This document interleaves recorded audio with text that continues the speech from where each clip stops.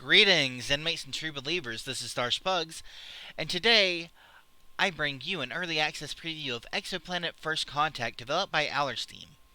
Exoplanet is a single-player, story-driven, third-person action RPG that aims to be something like a space western version of Skyrim, but falls short of its goals on so many levels. While there's an insane amount of world building from dialogue choices and story developments, and a lot of NPC dialogue and story, it falls flat from poor writing and awkward delivery.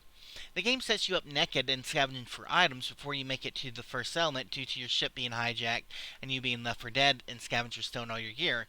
And while this is a good setup, the story bits that happen next feel forced and fall flat and generic most of the time. I found it hard to be interested in NPC plights as outcasts or in the world in general. The combat is some of the most clunky and boring I have ever seen, especially the melee combat. The animations were jarring while the actual mechanics were simply click to attack with no way to block, so you end up having to kite the enemies backwards, hitting it while it runs forward unable to hit you or circle strafing it. It was a cumbersome experience that only further soured my excitement for the game. The graphics are nothing to write home about either. The desert is generic fare, the flora and fauna were nothing special or exciting, and looked like something that would be common in any generic Wild West game set in this desert world in space made 10 years ago. NPC and character animations were not as smooth as I would have expected from a modern title, oftentimes breaking my immersion in the game.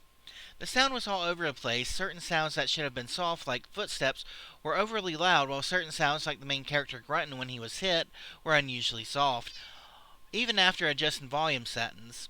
The music was needlessly loud at default settings, though the music was very good.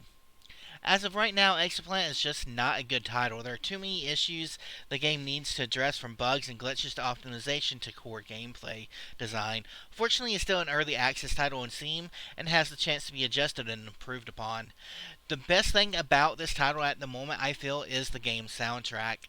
It has a nice western but electronic feel to the music, and the sound quality of the soundtrack is actually very well done. The take home of this is that this title has been in early access since December 2016 and still has a long ways to go. I recommend watching it, but I do not recommend buying it right now unless you absolutely positively want to support the developers, which I do recommend. This is Darsh Pugs, signing off.